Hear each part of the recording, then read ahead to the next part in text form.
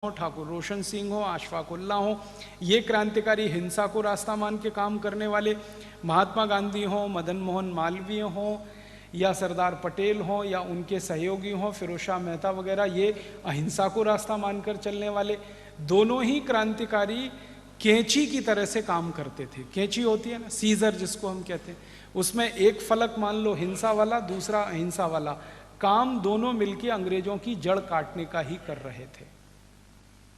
रास्ते अलग अलग थे, मान्यताएं अलग अलग थीं, उद्देश्य दोनों का एक ही था। तो मैं कहना चाहता हूं वो ये कि जब हिंसा को आधार बनाकर क्रांति करने वाले, अहिंसा को आधार बनाकर क्रांति करने वाले सबके सपने एक ही थे, तो आज़ादी मिलने के तत्काल बाद भारत सरकार को ये करना चाहिए था कि क्रांतिकारियों के सपनों को पूरा करने के लिए इस देश में काम होना। लेकिन दुर्भाग्य से इस देश में कोई काम नहीं हुआ। मुझे तो इतना अफसोस है इस देश के बारे में, आज़ादी मिलने के बाद का देश हमारा कैसा है। हमारे देश में जिन लोगों ने शहादत दी, जिन लोगों ने बलिदान किया, जिन लोगों ने कुर्बानी दी, ऐसे लोग इस देश की सरकार की सूची में कहीं नहीं हैं। और जिन लोगों ने देश से गद्दारी की, अंग्रेजों से वफादारी की, अंग्रेजों से दोस्ती की, अंग्रेजों का सहयोग किया, वो इस देश की शासन व्यवस्था में सबसे ऊंचे पदों पर बैठे हुए। मैं आपको बहुत अफसोस की बात कहना चाहता हूं, जो मेरे दिल का दर्द है। एक दिन मैं कानपुर रेलवे स्टेशन पर उतरा था, एक व्याख्यान देने के लिए गया था। कानपुर आप जानते हैं कि एक ज़माने में क्रांतिकारियों का घर था। नाना साहब पेशवा, तात्या टोपे, झांसी की रानी लक्ष्मीबाई, ये सब कानपुर में इकट्ठे होकर आज़ादी की योजनाएं बनाया करते थे। बहुत ऐतिहासिक शहर है। तो वहाँ एक बार मैं व्याख्यान देने के लिए रेलवे स्टेशन पर उतरा, तो रेलवे स्टेशन के बाहर निकला तो वहाँ चाय की कुछ दुकानें हैं, आप कभी जाएंगे तो आपको भी दिखाई देंगी। तो एक चाय की दुकान के सामने से मैं गुजर रहा था, मेरा अचानक से मोबाइल फ़ोन बज गया। मैंने रुक के उस मोबाइल फ़ोन को सुनना शुरू किया। तो एक कान से मैं मोबाइल फ़ोन सुन रहा था, दूसरे कान से एक चाय की दुकान पर एक माँ और एक उसकी बेटी आपस में बातें कर रहे थे। दोनों बातें मुझे सुनाई दे रही थी, फ़ोन भी सुनाई दे रहा था, उनकी बातें सुनाई दे रही थी। तो माँ और बेटी आपस में बात कर रहे थे। थोड़ी देर के बाद मेरा फ़ोन बंद हो गया और मैंने ध्यान से उनकी बात सुनी तो उनकी बात का एक ही विषय था। बेटी अपनी माँ से पूछ रही थी, हम इतने गरीब क्यों हैं? तो उसकी माँ समझा रही थी कि हम गरीब इसलिए हैं कि भगवान ने हमको ऐसा बनाया। तो मुझे थोड़ा सा क्रोध आ गया। मैंने उनकी बातों में हस्तक्षेप किया और मैंने कहा कि भगवान ने आपको गरीब नहीं बनाया, हमारे देश की शासन व्यवस्था ने आपको गरीब बनाया, सरकार ने गरीब बनाया।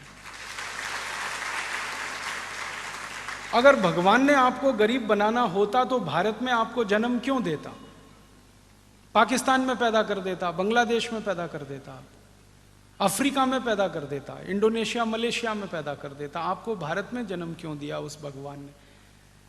जो स्वर्ण भूमि है, जो पुण्य भूमि है, जो शहीदों की भूमि है, महापुरुषों की भूमि है, जो हजारों साल तक सारी दुनिया का केंद्र रही है, ऐसे देश में आपको जन्म मिला है। तो ये तो आप भूल जाइए कि भगवान ने आपको गरीब बनाया।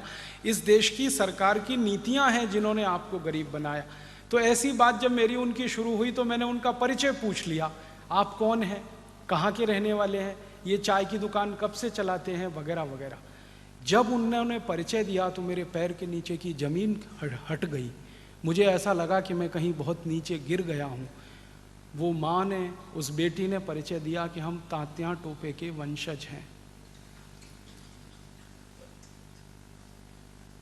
और हमारी गरीबी ने हमको चाय बेचने के लिए मजबूर किया है।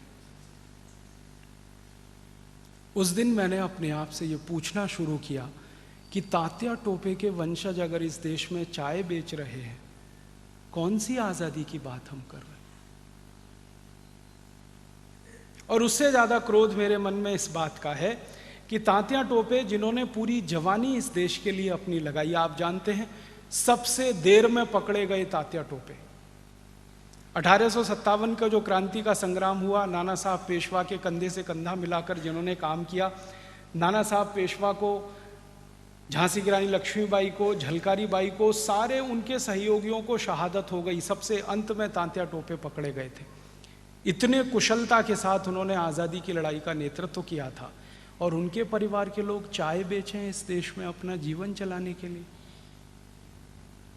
और इसी देश में ऐसे कई लोगों को मैं जानता हूं, आप जानते हैं, जिन्होंने अंग्रेजों की सरकार के साथ सहयोग किया था देश को गुलाम बनाने में, जिन्होंने अंग्रेजों की सरकार को सहयोग दिया था इस देश के क्रांतिकारियों को मरवाने में, वो लोग इस देश में मुख्यमंत्री बनकर राज करें। उनके परिवारों के लोग केंद्रीय मंत्री बनकर इस देश में राज करें। आप जानते हैं एक इस देश में सिंधिया परिवार है जिसने अंग्रेजों की कितनी मदद की है, अंग्रेजों से कितनी वफादारी उन्होंने निभाई है। 1857 की लड़ाई में एक तरफ क्रांतिकारी लड़ रहे थे, दूसरी तरफ सिंधिया परिवार की फौज अंग्रेजों के साथ क्रांतिकारियों के खिलाफ लड़ रही थी। उस सिंधिया परिवार के बड़े बड़े लोग देश में मुख्यमंत्री बने, प्रधानमंत्री के साथ केंद्रीय मंत्री बने, और तात्या टोपे के परिवार के लोग चाय बेचे इस देश में। सिंधिया परिवार की तरह इस देश में एक और परिवार है, पटियाला राजघराना जिसको कहा जाता है, जिन्होंने अपनी पूरी फौज, पूरी सेना अंग्रेजों को दान में दे दी। 1 करोड़ स्वर्ण मुद्राएं अंग्रेजों को दी थी उस 1857 की क्रांति के खिलाफ काम करने के लिए। उस पटियाला परिवार के लोग मुख्यमंत्री बने पंजाब के, और तात्या टोपे के परिवार के लोग चाय बेचें इस देश में आज़ादी के 63 साल के बाद। अगर यही है तो कैसे कहें देश आज़ाद हो गया। 15 अगस्त मनाना, तिरंगा झंडा फहराना, जनगण मन गाना, ये आज़ादी का नाम नहीं है। आज़ादी इससे गहरी कोई चीज़ है। होना तो ये चाहिए था इस देश में आज़ादी के बाद कि जिन्होंने अंग्रेजों से वफादारी की, जिन्होंने अंग्रेजों के साथ दोस्ती निभाई, जिन्होंने अंग्रेजी सरकारों को मदद की, उन सबको इस देश में आज़ादी के बाद या तो फांसी होनी चाहिए थी, या गोली से उड़ा देना चाहिए था, या बम लगाकर तोप से उनका शरीर खत्म कर देना चाहिए था। वो लोग सत्ता व्यवस्था में बैठे हैं, हमारे ऊपर शासन कर रहे हैं। उस समय अंग्रेजों के साथ दोस्ती करके शासन करते थे, अब काले अंग्रेजों के साथ दोस्ती करके शासन कर रहे हैं, लेकिन हमको तो मुंह चिढ़ा ही रहे हैं। और जिन्होंने देश की आज़ादी के लिए सब कुछ अपना दे दिया, तन मन धन परिवार सब कुछ कुर्बान कर दिया, उनके सहयोगी, उनके परिवारीजन चाय बेच रहे हैं, कहीं कोई छोटा मोटा नौकरी कर रहे हैं अपने जीवन को चलाने के लिए, तो लगता है कि कुछ तो गड़बड़ है, कुछ तो अधूरापन है इस देश की आज़ादी में। और ये अधूरापन पूरा करना ही होगा। आज नहीं तो कल शहीदों के सपनों को सम्मान देना ही होगा। आज नहीं तो कल शहीदों के परिवारीजनों को सम्मान देना होगा। आज नहीं तो कल, नहीं तो शहीदों की शहादत बेकार जाएगी, उसकी सार्थकता खत्म हो जाएगी। आने वाली पीढ़ी कैसे अपने आप को कुर्बान करेगी देश के लिए? अगर ये कहानी मैं देश के बच्चों को सुनाऊं कि तात्या टोपे ने देश की आज़ादी के लिए अपना तन मन धन वतन सब कुछ वार कर दिया, और आज उनके परिवार के लोगों को चाय बेचकर जिंदगी बितानी पड़ रही है, तो नौजवान पीढ़ी के मन में क्या दृश्य बनेगा? कौन सा उनके दिमाग में सपना पैदा होगा? किस ताकत से वो ये कह पाएंगे कि हमारे शहीदों ने जो किया वो ठीक किया? इसलिए मैं मानता हूं कि आज़ादी आ तो गई है, लेकिन आज़ादी के बाद की व्यवस्था वैसी नहीं है जो आज़ादी के लिए सपना देखने वाले शहीदों ने सोची थी। इससे भी ज़्यादा ख़राब बातें हैं मुझे जो आपको कहनी नहीं चाहिए कि इस देश में एक नहीं ऐसे सैकड़ों शहीदों के परिवार हैं जिनके लिए खाने को पैसे नहीं।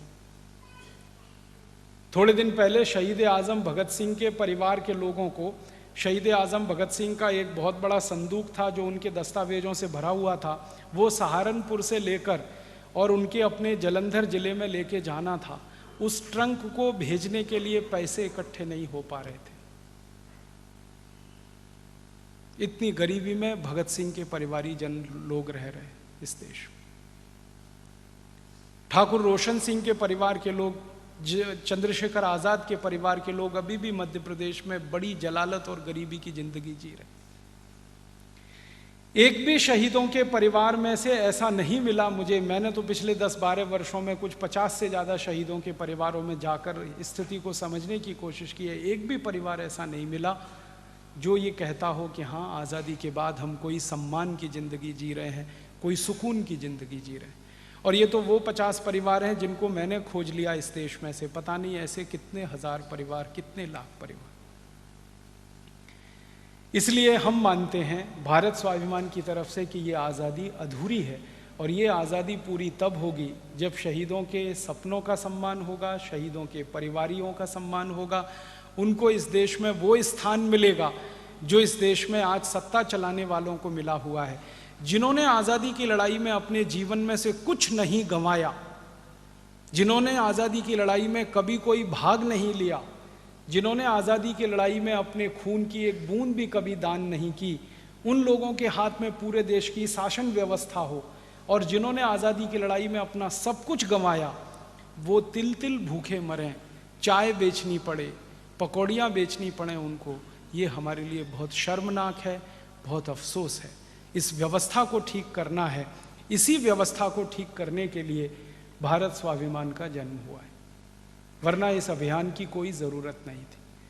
63 साल हमने देखा कि कोई सरकार ये काम नहीं कर रही है। 63 साल में इस देश में 20 सरकार आई और चली गई, अलग अलग पार्टियों की सरकारें आई और चली गई।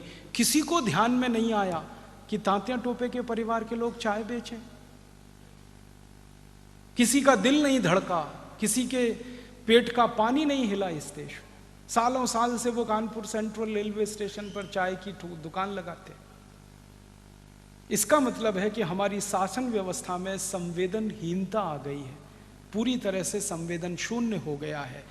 चोर उचक्के, लुच्चे, लफंगे, बदमाश, लंपट किस्म के लोग शासन व्यवस्था में आए, जिन्होंने अपराध किए हैं वो इस देश के मंत्री बन जाएं, जिनको जेलों में होना चाहिए वो संसद में जाकर बैठ जाएं, जिनको जेलों में होना चाहिए वो विधानसभाओं में जाकर बैठें, जिन्होंने जिंदगी भर कानून तोड़ने का काम किया है वो कानून बनाए इस देश में। ऐसी आज़ादी हमें नहीं चाहिए। इस आज़ादी की व्यवस्था को तो बदलना ही चाहिए और इसी बदलाव के लिए भारत स्वाभिमान का अभियान शुरू हुआ।